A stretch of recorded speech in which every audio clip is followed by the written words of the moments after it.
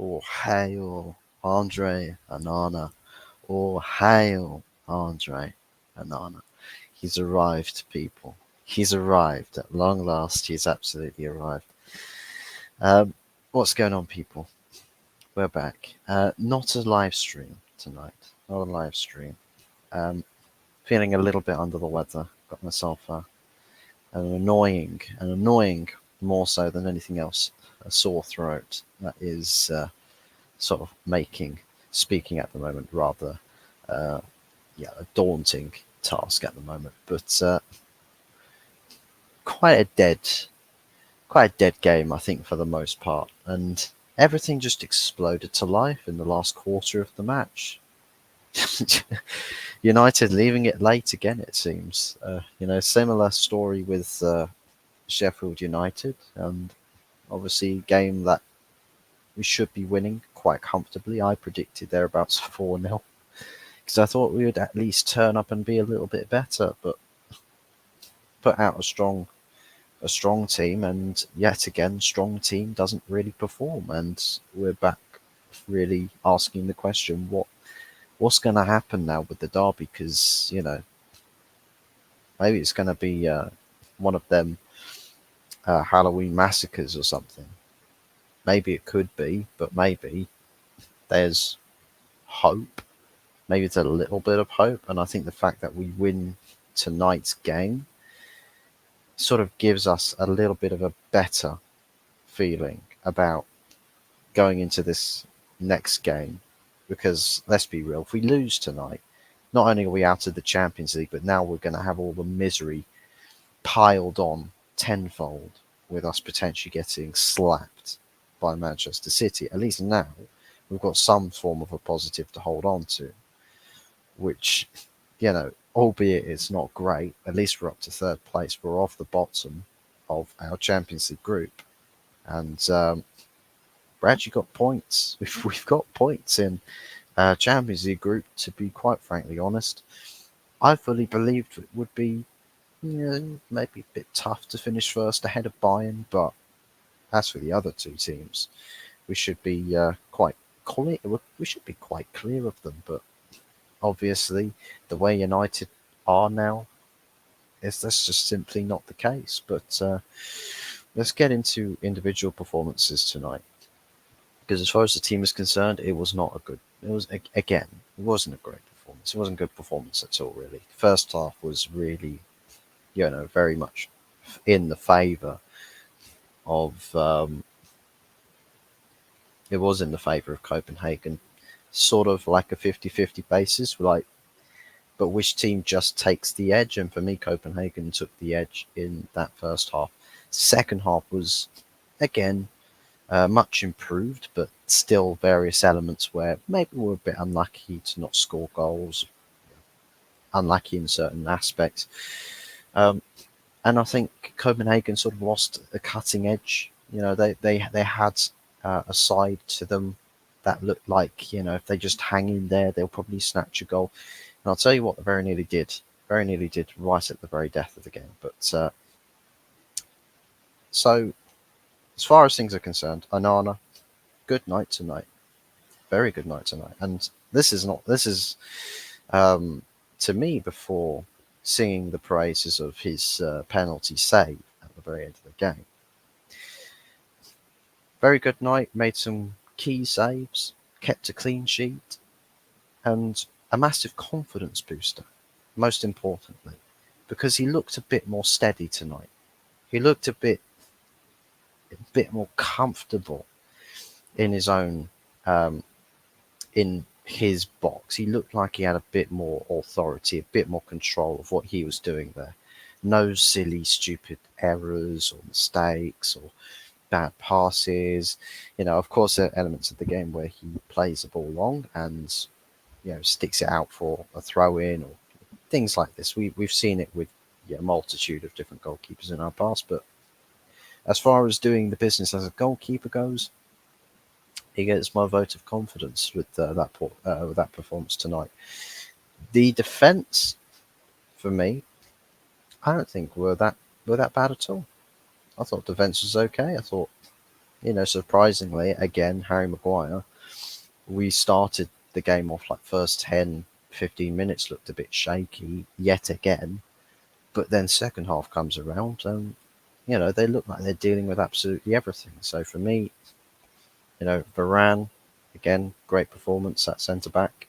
Harry Maguire, great performance. Sergio Reguilon, um, I think defensively was sort of, yeah, it's like a meh sort of performance for me.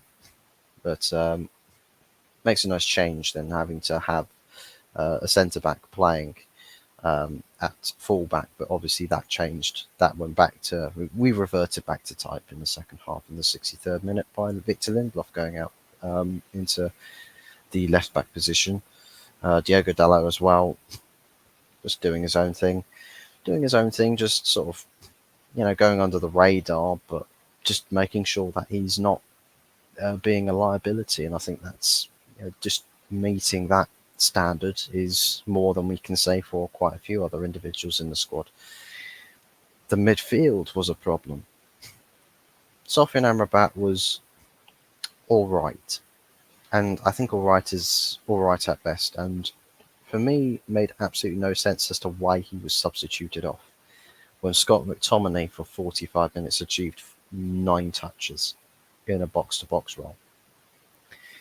9 touches is not good enough. He's playing Copenhagen,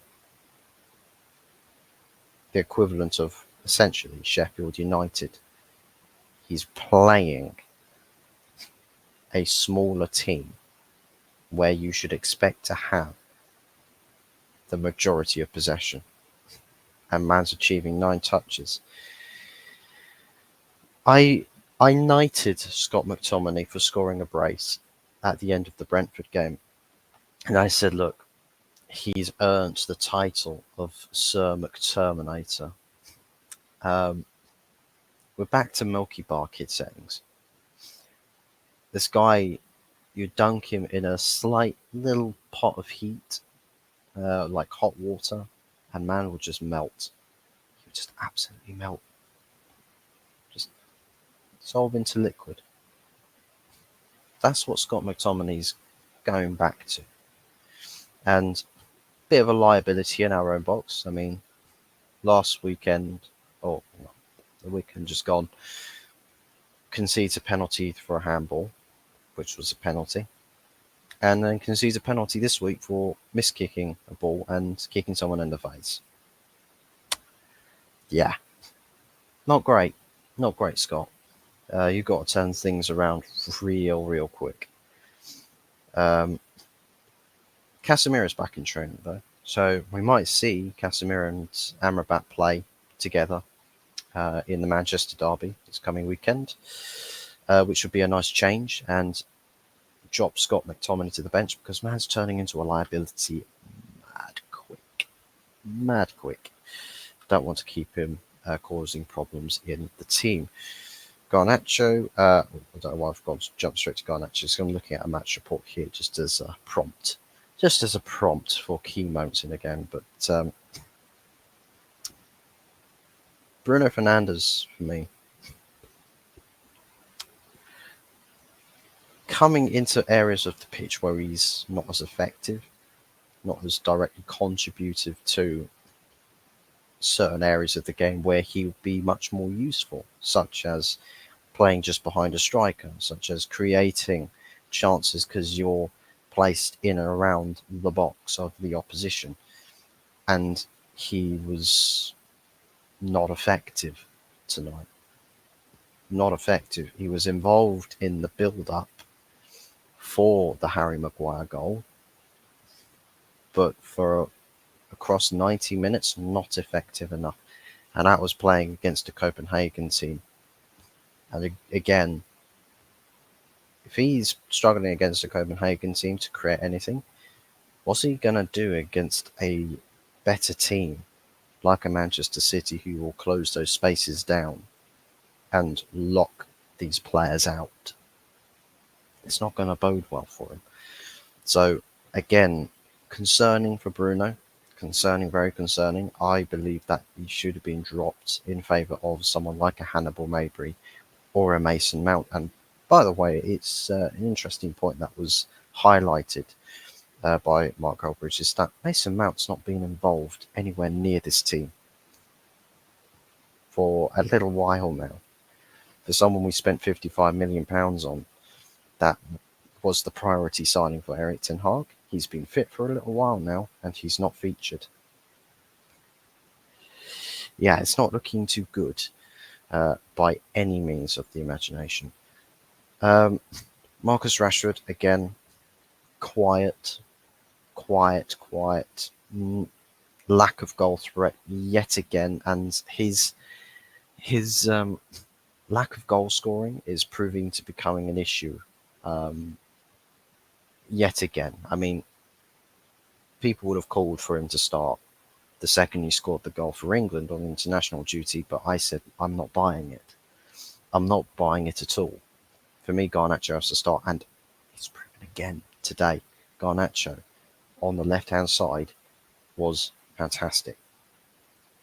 Once again, Garnacho on the left, fantastic, and has got plenty of options in his locker for creativity. So for me, I want to see Garnacho getting ahead of Marcus Rashford, and we've witnessed another game that proves my point. Anthony on the other side, not really contributing again, like Sheffield United, not really contributing anything, not getting into good areas or dangerous areas, and there's not really much else that can be said about that, and it's unfortunate. But for me, again, somebody else that I believed Pellistri should have started on the right. That's who I've preferred, who I would have preferred to see starting on the right-hand side the past several games. But obviously, Ten Hag sees differently, thinks differently, and has opted for starting Anthony on the right with Rashford on the left. And some people called it favourites. Maybe he's considering it as favourites, but the style of play in which the manager has opted to play for is really, really, really woeful and so tough to watch. Rasmus Højlund, a couple of key chances in the game. Again, probably a bit like the Sheffield United game. Vivid similarities, I must say. Some big chances, but missed chances. But the fact is that he's getting into good situations. He's creating, or he's getting into good positions. And I think for me, various things that he's got, like as potential, has got the makings for something, really, really good, like top quality. Whether we're talking about world class or not is, I think beyond any questioning right now. Like we can't talk about world class right now. Can't entertain it. Still way too far away from talking about having the makings to be a world class player. But it's got something there that this team could really use and use to its advantage. But a good performance, but unfortunate not to find the score sheet, which is a shame. It is a shame because I do believe that Højlund's going to get his break with scoring goals in this team eventually. It's just a matter of when, not if, for me. So key players, we had 4 substitutions in this game. So obviously Amrabat went off. No idea why Amrabat went off, but it pushed McTominay back to the CDM position and did better. Did better, was more involved, but again, like I said about the penalty being conceded, is somewhat showing up to be a bit of a liability again, and can't really fathom having liability players potentially starting week in, week out. So hopefully Amrabat's not an injury-related problem. And that the derby, we see the likes of an Amrabat and Casemiro partnership in that midfield to really shore things up, because we're going to need structure. We're going to need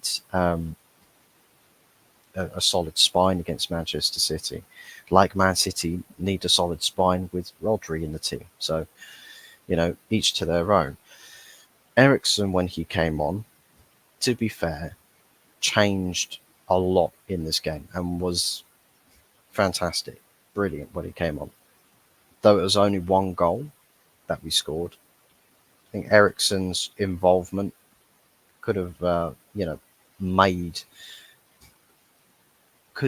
more sort of cutting edge chances to, extending our lead and to be quite frankly honest, taking some of our clear cut chances. We could have won this game 3-4-0, but again, it's Man United. We don't really score many goals or any goals, to be honest.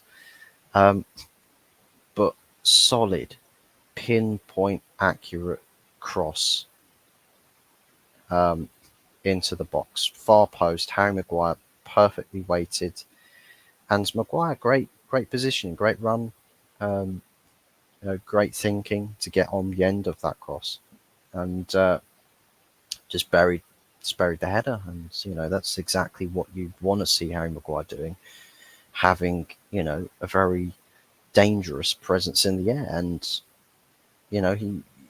he was the difference maker. I mean,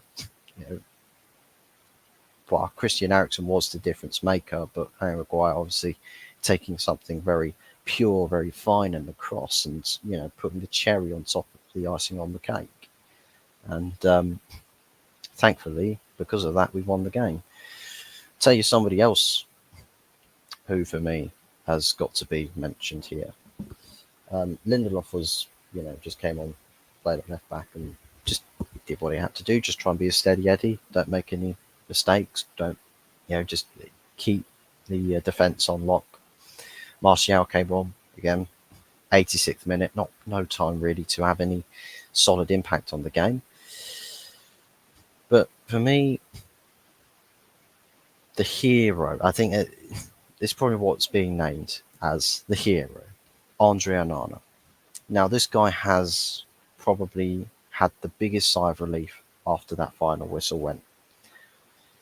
Because, let's be real, he's had an absolute hammering from press, from fans, from rivals, from everybody. An absolute hammering. But this game tonight, not only a sturdy performance, a very, a good goalkeeping performance, but a massive penalty save with what would have probably been the last kick of the game. And he kept it simple. He chose the right way. He dived the right way for the Sheffield United penalty, but that penalty was just struck with so much power, it beat Onana before he could even reach his left-hand post. This time, again, dived left. And this time, a little bit less power on the penalty, but he guessed right and performed the execution for the save and won us the game. He saved our Champions League hopes, because now we have 3 points on the board. We are off the bottom. We are 1 point behind Galatasaray in the qualification position. We've still got to play Copenhagen and Galatasaray. Both of those teams, unfortunately, we have to play them away. So it's going to be an interesting. It's going to be interesting to see exactly how we're going to fare in those games, what sort of challenge that we're going to be faced with. But also Bayern Munich at home. And unfortunately, it's not last season. We can't rely on home form anymore. We seem to be crap home and away. So I'm hoping that this is the beginning of a resurgence in the Champions League, to getting us into a qualification position, to get us into the knockouts at least. And if we can do that, if we can cross that bridge, then fantastic. We can look back and say, Andre Onana, that save at the end of that Copenhagen game was the reason why we're here.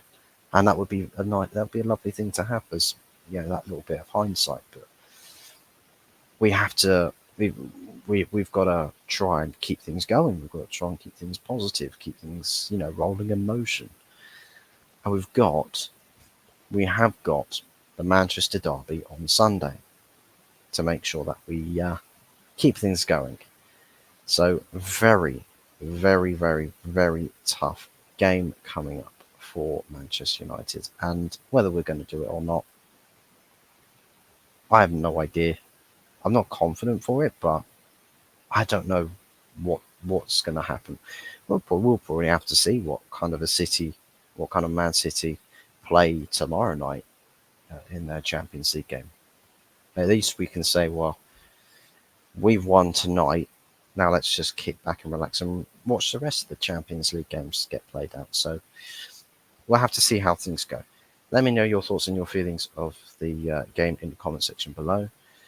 Do be sure to smash a like and wish me well on a quick recovery with my sore throat and a really, really early start with work tomorrow. So yeah, not the most eager for tomorrow, but we'll have to make it. We'll have to make it. We'll have to see what we can do. But do be sure to like the video and subscribe if you haven't done so already. And glory, glory, Man United. Sir Bobby Charlton, that one was for you. Rest in peace to you once again, Sir Bobby Charlton. And thank goodness that Manchester United won the game tonight on a rather emotional evening. But also, by the way, a rest in peace to the Everton chairman, Bill Kenwright, as well. Sadly passed away, aged 78. So yeah, quite a few small tragedies going around at the moment. So, but yeah, keep your chins up, everybody, and let's keep moving forward and keep positive and keep thinking glass half full. And we'll see how things go. We'll see where this meandering river of life will take us. So, big ups to everybody for watching, and we'll see you again on the next one. Ciao for now.